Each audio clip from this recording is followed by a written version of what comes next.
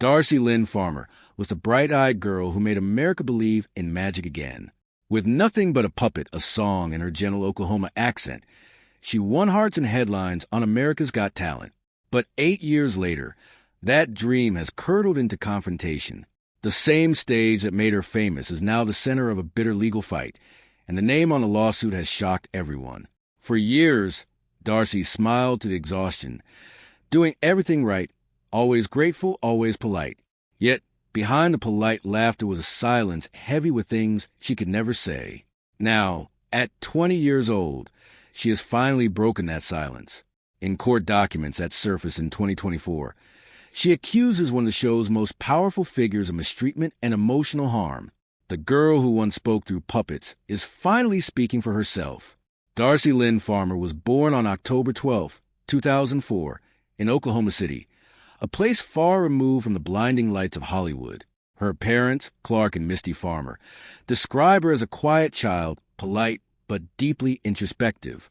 She loved to sing around the house, often performing for her brothers. But her shyness was crippling. The idea of standing on a stage terrified her. Singing was her escape, yet the fear of being seen kept her hidden until a church talent show changed everything. At age 10, Darci discovered ventriloquism, a dying art that suddenly gave her voice a new home. She could express herself without looking directly at the crowd, hiding behind her puppets, but still commanding the stage. Her inspiration came from watching Terry Fator, the Las Vegas performer who had won America's Got Talent in 2007. If he could do it, she thought, maybe she could, too, with her parents' support. She began training seriously under the mentorship of young ventriloquist Lisa Bonaquisti. Lisa helped her control tone, timing, and character, turning Darci's nervousness into confidence. Her dedication was obsessive. She practiced for hours in front of the mirror, perfecting how to speak, sing, and breathe without moving her lips. Her first major step came in 2014 when she entered the International Cinderella Scholarship Program and won the Mini Miss title. That same year, she performed at local fairs and talent contests, astonishing audiences who couldn't believe that such a powerful singing voice was coming from a child holding a puppet. 2 years later, she appeared on Little Big Shots, performing I Want to Be a Cowboy's Sweetheart with her cowgirl puppet Katie. The clip spread across the internet, amassing millions of views. Suddenly, the shy girl from Oklahoma became the talk of morning shows and talent scouts. Her parents began homeschooling her full-time to manage the travel and appearances. In 2017, she took the biggest leap of her life, auditioning for America's Got Talent Season 12. With her rabbit puppet, Petunia, she performed Summertime, leaving the audience and judges speechless. Within hours, the video became the most watched audition in AGT history. Mel B hit the golden buzzer, sending her straight to the live shows, while Simon Cowell called her a once-in-a-generation talent. When she won the competition that September, America crowned her its youngest star. But for Darci, it was only the beginning of a story far more complicated than anyone imagined. Behind the curtain, when Darci Lynne won America's Got Talent in 2017, the applause seemed endless.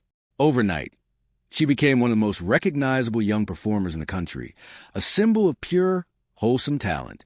But the moment the cameras stopped rolling, reality set in. The little girl with the puppet wasn't just a contestant anymore. She was a product of one of the most powerful entertainment machines on television. By December that year, she was already headlining her own tour, Darci Lynne and Friends Live. What began as 5 small regional shows turned into a 52-city whirlwind. Tickets sold out in minutes. Fans lined up outside theaters, and media outlets hailed her as America's new sweetheart. Her schedule included appearances on the Today Show, the Grand Ole Opry, and Christmas in Rockefeller Center. Then came NBC's holiday special Darci Lynne, My Hometown Christmas in 2018, featuring stars like Pentatonix, Toby Keith, and Kristen Chenoweth. For a girl who had only just become a teenager, it was an unimaginable rise. But behind the spotlight, Darci's life was spinning out of control. She was still trying to finish school assignments on airplanes, memorizing routines between interviews, and smiling through exhaustion. Every part of her image, her clothes, hair, tone of voice, even her puppet dialogue, was monitored and approved. She was a kid trapped in an adult schedule, a tour staffer recalled. If she complained, people reminded her how lucky she was. The emotional strain deepened when her relationship with the judges shifted.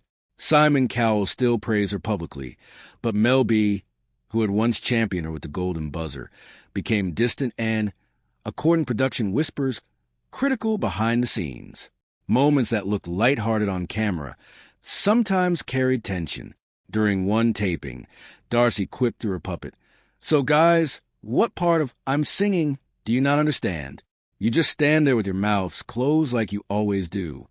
The audience laughed, but inside her said it was more confession than comedy. By 2023, Darci returned to AGT, Fantasy League, hoping to reinvent herself. She left the puppets behind, picked up a guitar, and sang solo. Simon called her courageous, yet others dismissed the performance as losing her charm. For the first time since childhood, Darci felt invisible on the very stage that had once crowned her a star, a stage that now seemed to belong to everyone but her.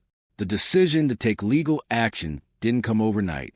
It began with quiet frustration, canceled meetings, creative control denied, and whispered criticism she wasn't meant to hear.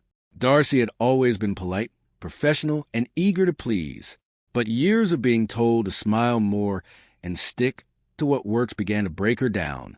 In early 2024, she confided to a friend that she felt used and invisible. She wanted to evolve, to write her own songs, to be seen as a musician rather than a ventriloquist forever tied to her childhood. But attempts to discuss her direction reportedly led to ridicule from one particular judge. According to leaked documents later cited in entertainment media, the judge made comments that undermined her confidence and mental health. By mid-2024, Darci's lawyers filed a complaint citing emotional distress and professional misconduct. The name of the judge was not revealed to the public, but sources close to the case hinted it was someone she had once deeply admired, a mentor turned opponent. The claim alleged verbal harassment, intimidation, and career interference. Fans were stunned. How could the sweet, soft-spoken girl from Oklahoma be in a legal battle with a global franchise? To those who knew her story, it wasn't shocking at all. Behind her innocence was a young woman finally demanding the respect she had been denied. "I used to feel so uninspired," she said in a brief interview later that year. "Now I'm ready to confront what hurt me." Those words spread across social media like wildfire. For many, Darci's case became a symbol not of rebellion, but of reclaiming identity. She wasn't suing for money. She was suing for her voice. And for the first time, she was using it loudly. Darci's case didn't emerge in isolation. It was part of a disturbing pattern that had been growing behind the glamorous image of America's Got Talent. Over the years, several contestants and crew members had raised concerns about safety, treatment, and emotional exploitation. But the most shocking moment came in October 2021, when stunt performer Jonathan Goodwin nearly lost his life during rehearsals for AGT Extreme. Goodwin, known for his daredevil escapes, was suspended upside down between two cars, trying to free himself from a straitjacket before the vehicles collided. The stunt went horribly wrong. The cars crashed prematurely, exploded into flames, and crushed him before the safety crew could react. The result was catastrophic. Third-degree burns, broken legs, shattered shoulder blades, a lost kidney, and permanent paralysis from the waist down. His career was over. In 2022, Goodwin filed a lawsuit against Marathon Productions, accusing AGT of gross negligence and lack of safety measures. His legal team argued that the show valued spectacle over human safety. It wasn't just an accident, they said. It was a system failure. That same year, another lawsuit resurfaced. This one was against Tyra Banks, a former AGT host. Filed by a mother identified as Jane Doe, it alleged that Banks physically and verbally mistreated her young daughter during filming. The child had been performing a family song when Banks allegedly pulled her hair, shook her shoulders, and made cruel remarks that the girl was an accident. The family claimed emotional trauma. And in 2018, there was the wrongful death case of 79-year-old wheelchair user Maureen Allen. Her family accused AGT's production of blocking disabled access ramps at the Pasadena Civic Auditorium, causing her wheelchair to overturn. She suffered a fatal hip fracture and stroke weeks later. By 2024, These cases painted a chilling picture. The world's most popular talent show had a dark underbelly. Darci's lawsuit wasn't just personal anymore. It was part of a larger question about accountability. How many dreams had to break before someone took responsibility?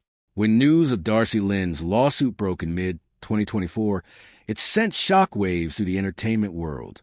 The story spread across tabloids, fan forums, and talk shows, though her legal team refused to name the judge or share details of the filing. NBC and the show's producers released a short statement denying any wrongdoing and emphasizing that America's Got Talent had always prioritized the safety and well-being of its performers. But behind closed doors, insiders described panic. The network feared a domino effect. If Darci spoke out, others might follow. For Darci, the weeks after filing were heavy and isolating. She stopped doing interviews and withdrew from social media. Friends said she was exhausted, but at peace with her decision. She's been holding this in for years, one confidant revealed. Now that it's out, she can finally breathe. Instead of grand stages, she began performing quietly in small theaters and community venues around Oklahoma, often with just her, a guitar, and a handful of devoted fans. The puppets that once symbolized joy now stayed hidden in storage. Meanwhile, public opinion was divided. Some fans called her brave for standing up to the powerful machine that had once made her a star. Others accused her of ingratitude, saying she owed her entire career to the show. But for those who had watched her grow up, there was something heartbreaking about the transformation. The confident girl with the talking rabbit had become a young woman speaking her own truth, even if it came at a cost. By late 2024, the lawsuit was still ongoing, its proceedings sealed by court order. Yet the silence surrounding it spoke volumes. For the first time, AGT was under scrutiny not for its ratings, but for its humanity. And Darci Lynne, the girl who once stood trembling before millions, had become the one holding the stage accountable. As months passed, Darci Lynne's lawsuit transformed from a headline into a symbol. It was no longer just about one performer's pain. It became a mirror for the entire reality TV industry. Behind every standing ovation and golden confetti moment lay years of exhaustion, manipulation, and lost innocence.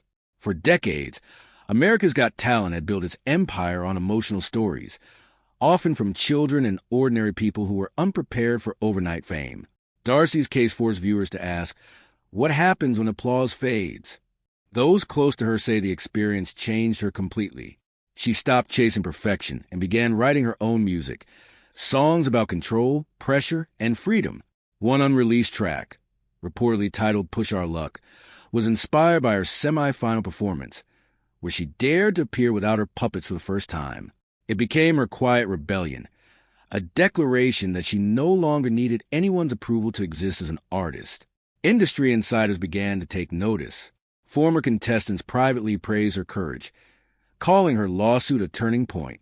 For years, rumors had circulated about the emotional toll AGT placed on its talent, how minors were overworked, how creative rights were stripped away, and how image contracts silenced them. Darci's voice shattered that silence. By 2025, while the legal process continued, Darci returned to small-town stages across Oklahoma, performing under her real name, without the spectacle. Fans who saw her described a different presence, less rehearsed, more human. She no longer spoke through puppets. She spoke from pain, growth, and understanding. For many, Darci Lynne Farmer's story is no longer just a tale of a girl who won America's Got Talent. It is the story of a woman who fought to reclaim her identity, her voice, and the right to be seen as more than the character the world expected her to play.